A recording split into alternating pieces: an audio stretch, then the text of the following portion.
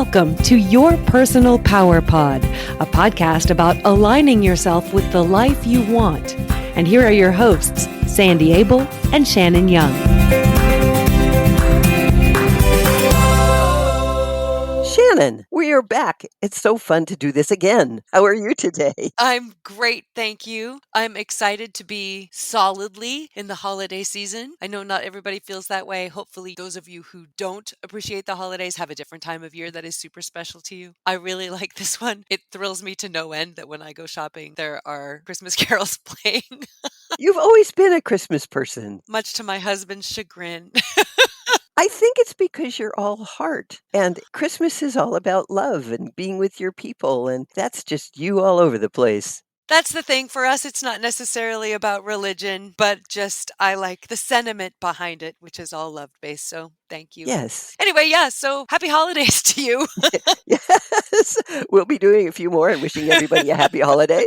But we Yes. are into December and it's very exciting. Today, we're talking about things that you learn through your life. We're calling it What's in Your Toolbox because I was listening to a woman who had been through some struggles. She said, I had to look deep into my toolbox to find the resilience, but I knew it was there. It was on the bottom, but it was there. That really resonated with me. As we go through our lives, we have challenges and we have wonderful things and we learn from all of it and we put it in our hypothetical toolbox. And then they're there for us when we need to go find them and use them. I like it. It's true. And that's what you did. Our last episode, we talked about their cancer diagnosis, and you reached deep into your toolbox and brought out some amazing tools. Yes, I don't even think I'd known they were there. Right. If I'd gone through that 20, 30 years ago, it would have No. been a totally different story. Doing it now was less than ideal, but great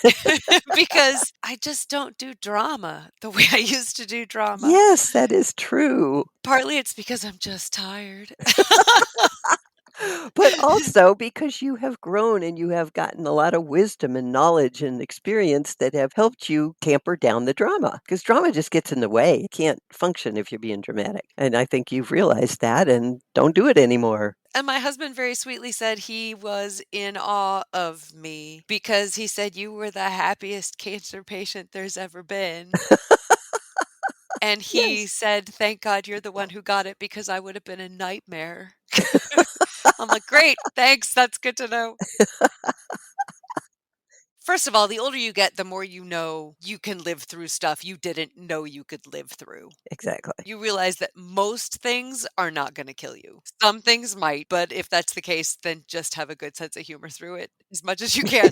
There So, you yeah, go. but I think that's part of it too. The longer you live, the more your toolbox fills up, even without you knowing it. That's the thing. Life brings a lot of joy and also throws you curveballs, whether it's personal setbacks, career challenges, health issues like Shannon had, or relationship issues. The longer you live, the more you're going to have to deal with that stuff. But the good news is that in the process, you learned how to cope. Hopefully. Yes, hopefully. Shall we look at what the lessons life teaches you? Yeah. Since you don't get to choose the challenges, it's important to know that even the most difficult moments carry lessons for you. You didn't ask me this year, but you have asked me in the past when I've gone through challenges, why did you bring this into your life? Which is a horrible question Sorry about that. because it makes you responsible for the things that are happening to you. And you don't always want that. But it's a great question because you're like, oh, yeah, maybe I put this here subconsciously because I needed to learn its lesson. And that kind of helps you get out of it and change your perspective. Right. And you did not deliberately bring cancer into your life, but you learned so much from it that maybe on some other level, there's a reason that it was part of what happened for a few months for you. Mm-hmm. You might not see it when you're in the middle of it, but you went with the flow and you were open to new paths. It's all about how you choose to deal with it. And then the important thing is learn and then save that lesson. Just put it in the toolbox so it's there for the next time. Yes, being able to ask, what did I get out of this? I think does a couple of things. Help you appreciate the hard times you've been through Right. and look back at them differently instead of thinking, oh my gosh, that sucked. If Right. you're like, yeah, that was less than ideal, but some really good came out of it. And those are the tools and the coping skills that you've developed that help you navigate the ups and downs of life. Those are the ones you need to hold on to. I'm also a firm believer that being willing to look at it deeply enough to get the lesson makes it Yeah, less likely you're going to have to go through the same kind of thing again. absolutely. If you don't learn the lesson, unfortunately, you're going to find yourself in that same place. But if you've got the lesson, life will give you other lessons to learn. Oh, great. Bring on the different ones. Yeah, I agree with that. You were going to have to deal with the same thing over and over again if Mhm. you've learned what you needed to learn. Oprah had a saying, and I'm not going to get it exactly right, but the idea will be correct. She'd say, when life's trying to get your attention, it throws a pebble. If you don't acknowledge the pebble, it throws a rock. If you don't acknowledge the rock, it crushes you with a boulder. Whoa, That's why operating at a burnout level for years, well, you're probably going to get sick right. because you're not looking at the lesson. Yeah, when life gets overwhelming, it's easy to get caught up in that spiral of worrying about the future or replaying past mistakes or whatever you do to beat yourself up. And it can help to just be mindful, just stay present and observe your thoughts. Don't judge them, just observe them and be in the moment, like you said. That's really hard. Observe your thoughts without judgment. How do you do that? That's a really good question. I don't judge myself a lot. I mean, I am honest with myself, and if I do something that violates my values or hurts somebody else, I try to fix it. But I don't judge by saying, oh, that makes me a bad person or I must be awful because I did that. It's like, no, everything I do has positive intentions, so I don't need to negatively judge myself. Does that make sense? It does. I also think it goes deeper than that. It's because you learned a long time ago to love the whole you, which includes the shadow as well as the shiny, sparkly parts. Oh, always. That's the whole self esteem thing. Right. But if you don't have that, if you think my shiny, sparkly parts are the only parts of me that have value and the only ones I can let people see, then if you're having thoughts that maybe aren't so sparkly, then it's really easy to feel shame around that. Yes. So you have to be able to claim and love your whole self Yes. in order to be able to Absolutely. just watch your thoughts because your thoughts are not who you are. Not at all. Your thoughts create your emotions, but your thoughts are not who you are. Who you are is that amazing little person you were when you were born and who grew up to be an incredible adult, but who might have had some negative input along the way where your view of yourself got warped a bit. Oh, I like that. Got warped. It wasn't through anything you did, but you have those voices in your head now, and it's really important to be able to sort through whose voice is that? Is it valid? Do I need to even pay attention to it? And what is real for me? Who am I? Not who am I defined by other people, but who am I? Yeah. It's a process to figure that out, and young people, teenagers are trying to figure that out. They don't have a clue who they are yet, and so they're looking all around at social media and influencers and their Friends. friends and everybody to define who they are, and that's not who they are. It's easier than ever now to distract yourself. And sometimes doing this kind of internal work is uncomfortable. So you have to be willing to be uncomfortable for a while and be quiet and listen for your own voice in and amongst all the other noise in your head and tease apart where the messages are coming from. Exactly. Just take a few minutes to breathe deeply, ground yourself in the present, and focus on your senses. What do I hear? What do I see? What do I feel? And know that you have intrinsic worth just because you are here. Exactly. You don't have to earn that. You may need to change your behavior to live up to the person you'd like to be, but we've all done bad things. We've all had bad thoughts. I don't even want to say bad thoughts. They're just thoughts. They become good or bad depending on what you do with them. Exactly. You can shift and make better decisions starting today. The past doesn't dictate who you are. And you can always reframe your negative thoughts. Yes. Remember that you can challenge them. Instead of thinking, I'm overwhelmed by everything that's going wrong, reframe it to, I have a lot on my plate, but I've managed difficult situations before and I can handle it too. See, that's something in your toolbox Hmm. that you know you can handle difficult situations. If you shift the focus from a feeling of helplessness to empowerment, you'll move ahead just fine. I've been around a long time and I've had some really strong emotions around situations in my life. And I've had some pretty strong feelings that I knew how things were going to go. Hmm. And a lot of the time, I've probably been wrong. I mean, really, you can think this is disastrous. I'm never going to get over this. I'm never going to succeed. I'm never going to be loved. All of those things, those great big fears that we have. That's drama.